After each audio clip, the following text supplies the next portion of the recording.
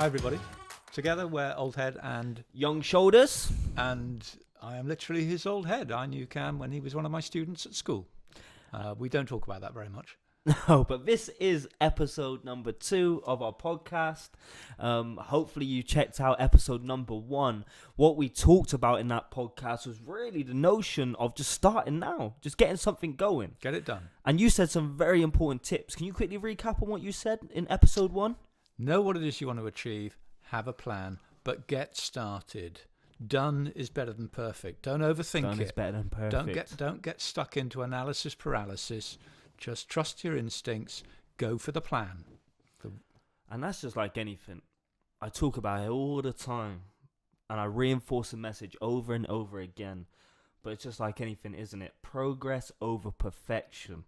We just want to focus on progressing every single day. Just a little bit more.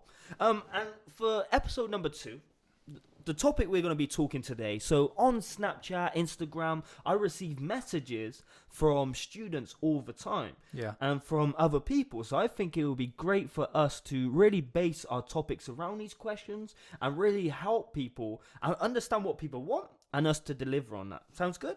Sounds good. So what have you got there? So the question is this. What is the best way for me to stick to a schedule? I always find it hard to concentrate on remaining organized, and I soon get tired of it. What is the best way to prevent this? So that's our question, and we're going to come back to that. Firstly, I want to ask you a question, right? Go on, So Cam. I remember, guys, Peter is my old head teacher, and you are older, 63. I'm 63.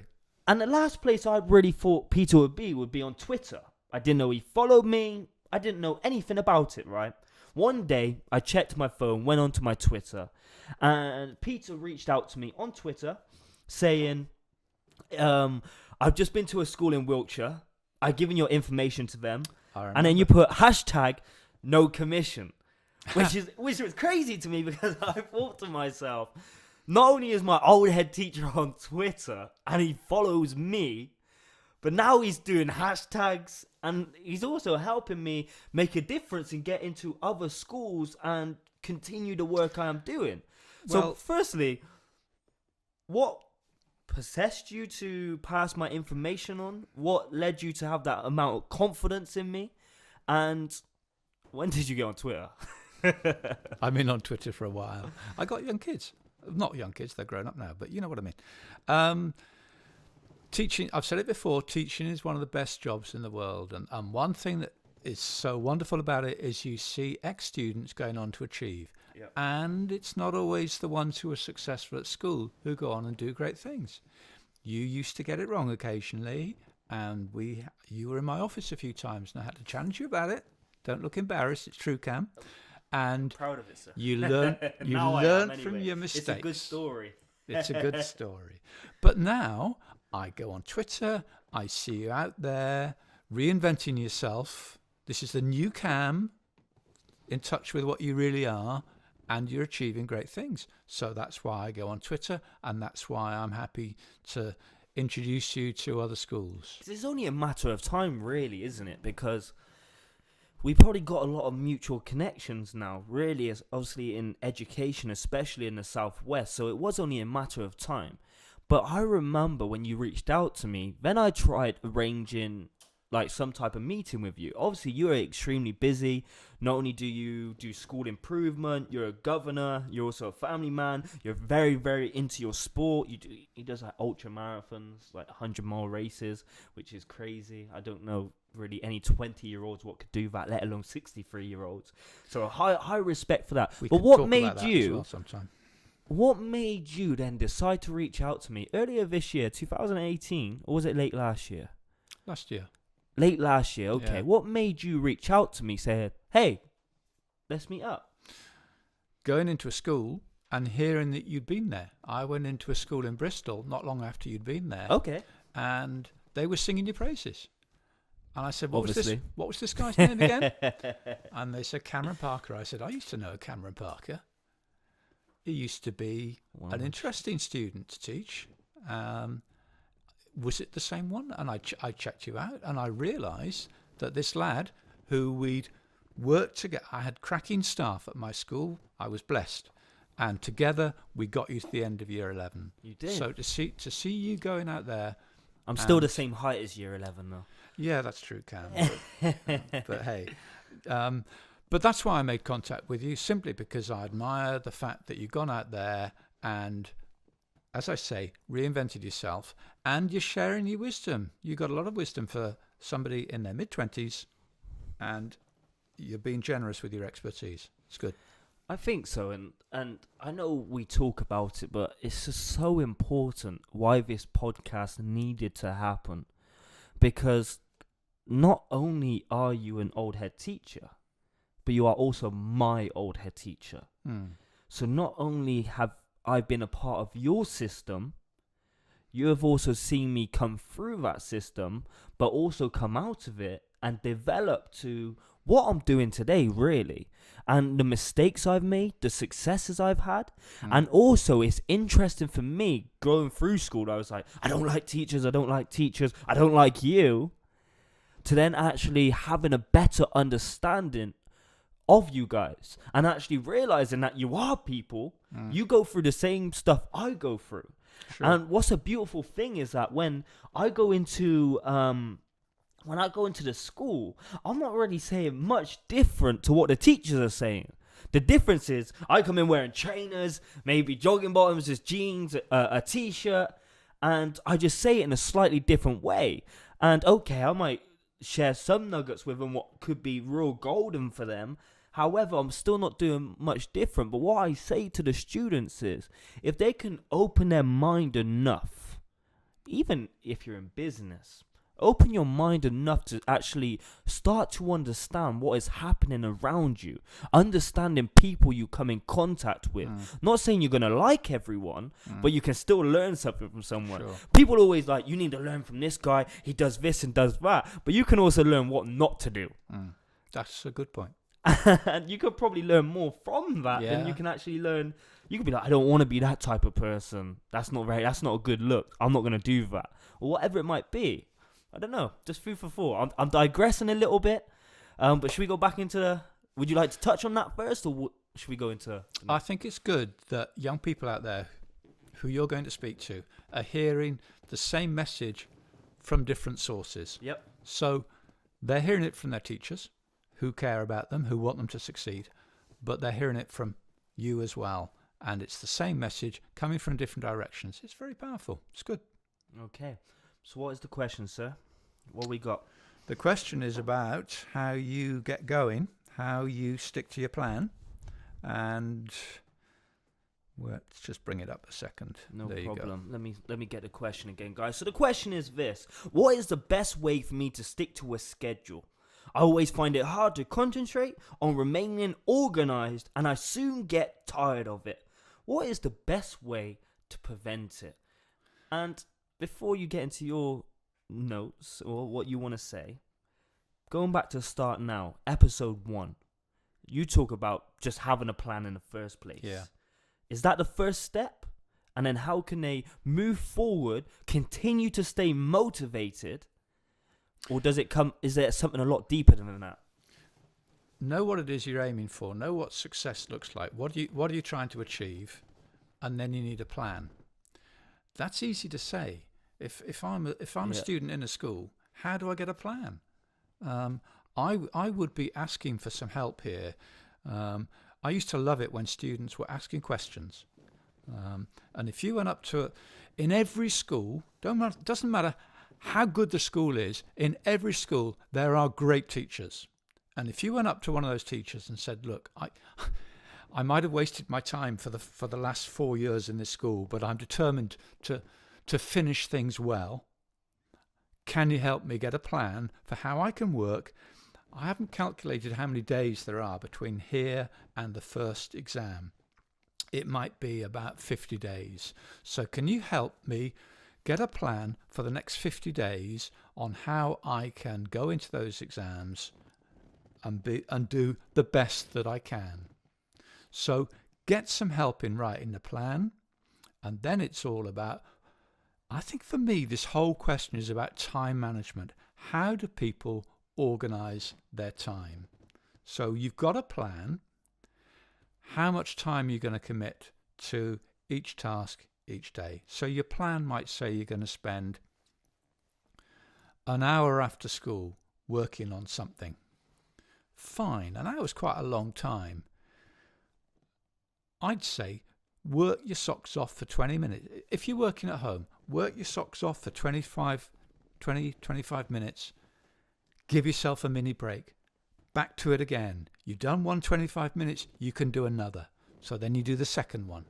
And then you think, I've done 25 minutes. That wasn't so painful. Tell you what, I'm going to go for a third. You have your mini breaks in between. So for me, it's about time management. Stick to the plan. And there are some days when you'll fall off the plan. It doesn't work. That's okay. You failed just that one particular little mini step. Doesn't mean you give up. You get back on the plan. You carry on.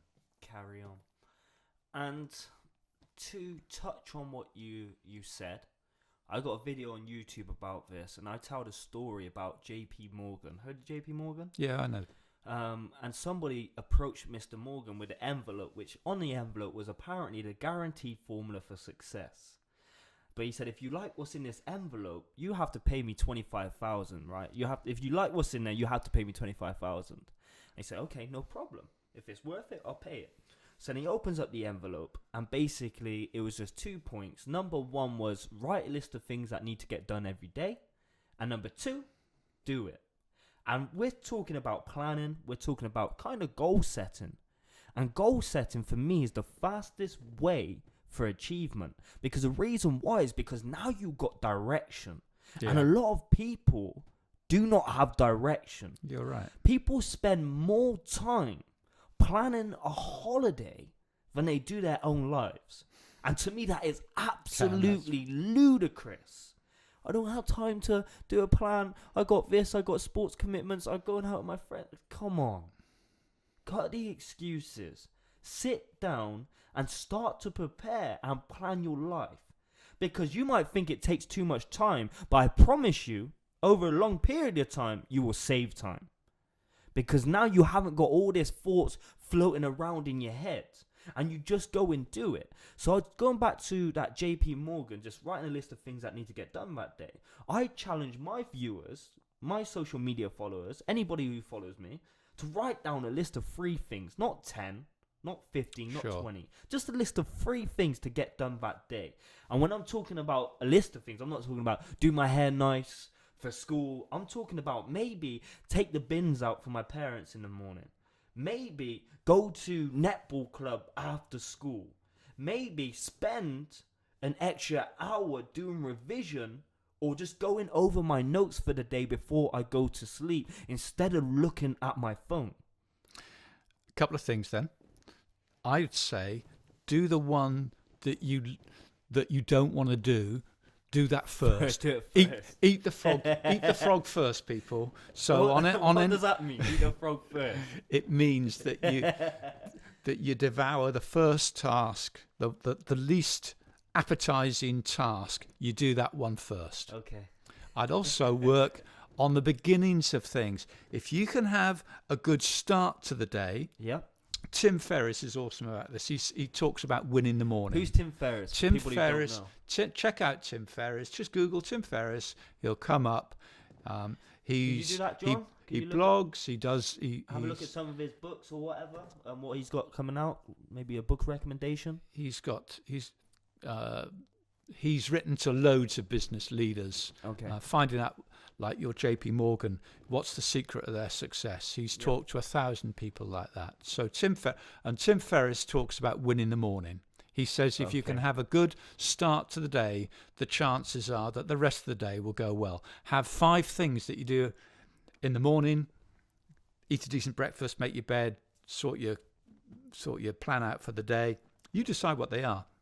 Do those 5 things. Okay. And if I was in a school and I wanted to get better at how I'm doing as a student, work on the beginnings of lessons. If you can nail the first 5 minutes of a lesson, the chances are that the next 5-10 minutes is going to go okay. So don't trying to improve is really difficult. Chunk it down. Aim for improving the first 5 minutes of each of your lessons. That's incredible. So we got onto that, You and I was first? saying about, no, you go on, Cam. And it is difficult to begin with. We've established that. But what do you know about habits? Your habits, basically, we're talking about the things that you do day in, day out that contribute to success. Winning the day on a Winning the day on a consistent regular basis. basis. So excellence is about keeping your habits going. Yeah. So have you got healthy habits? Or that sounds a bit dodgy, doesn't it? Have you got healthy habits? But you know what I mean. Have you got a bit of self-discipline? Are you able to keep things going? And we're all human. I should have trained yesterday. I missed a session on the training plan. I can tell. Don't beat yourself. Cheers, Cam. But I don't beat myself up about it, and I don't use that as an excuse to miss today. So Wow, okay. nobody's plan goes like that. Real success looks like that. And so if you have a bad day, that's all right. You're human. You're allowed to. Don't beat yourself up. Okay, but I want to quickly touch a bit more on habits, right? Because the more we repeat a behavior, the more it becomes a habit. Yeah.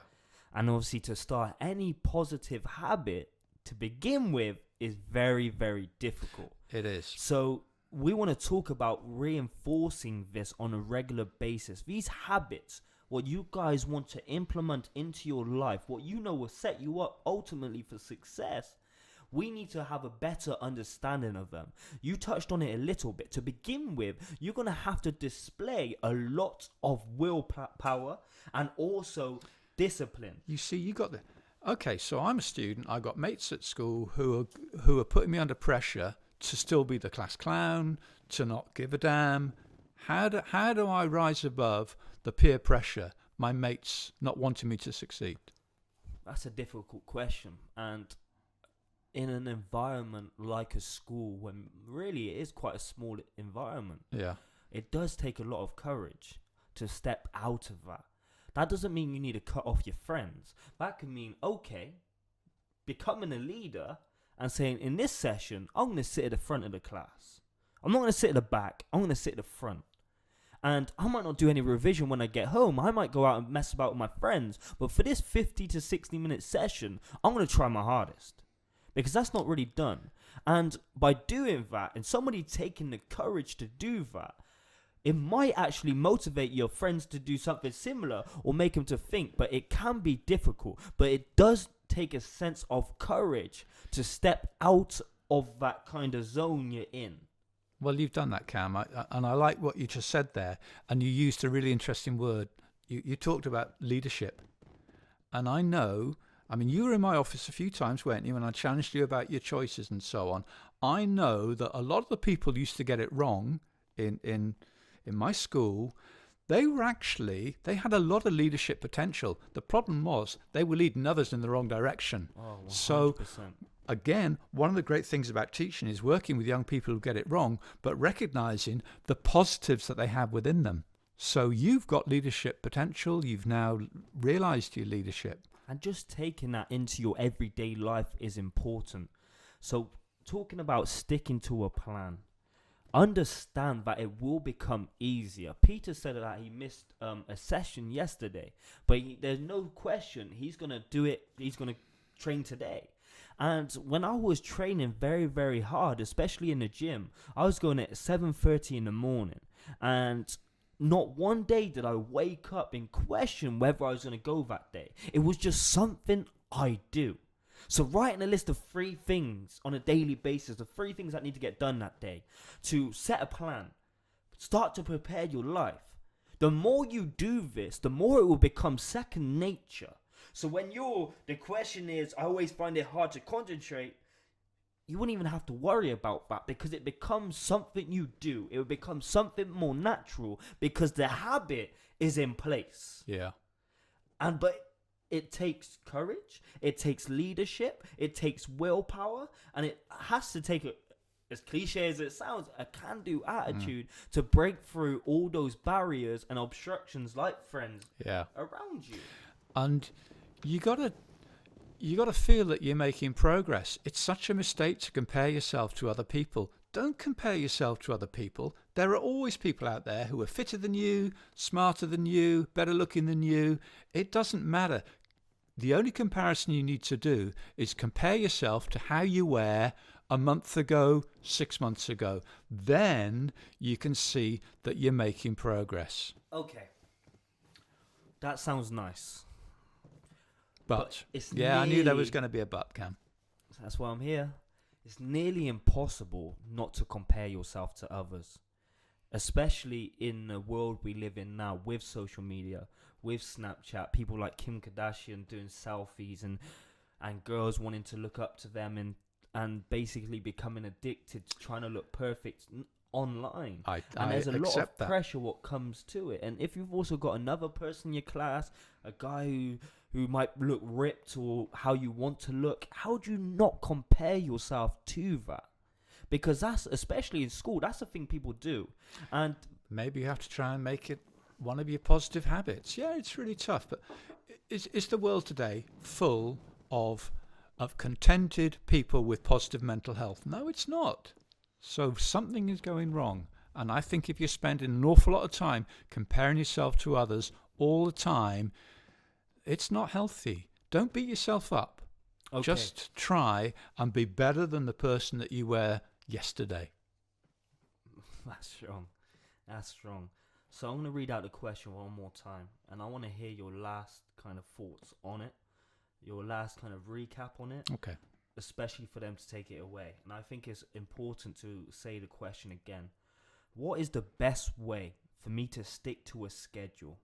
I always find it hard to concentrate on remaining organized, and I soon get tired of it. What is the best way to prevent this? So what would you say is the best way to stick to a schedule in a quick sentence? The best way to stick to a schedule, I can't even say it. The best way to stick to a schedule is to make sure that schedule is broken down into little baby steps. Devote a certain amount of time to each little step and reward yourself at regular intervals. Don't reward yourself with food. You're not a dog, but have little treats along the way that enable you to think, yep, I'm going to keep going. I'm going to achieve success. I'm going to chunk things down. And that is also what you just answered, really. That's going to support you on staying focused on being more organized, isn't it, really? Well, I've given you my answer, Cam. How about you? A sentence from you. The best way to... I can't knock what you said. All I ask is just for a bit of direction, setting a plan, taking time out to do this. It won't be perfect to begin with, but the more you reinforce that and actually focus on it on a daily basis, win the day. If you woke up every single day and your target for the first 10 minutes was to write some goals down, do something right, put your head in the right mindset and say, I'm not going to argue as much today.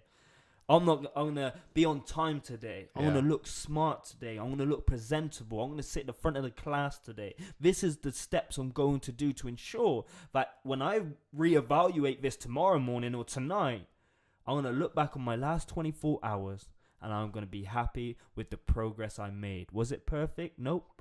But was it progress?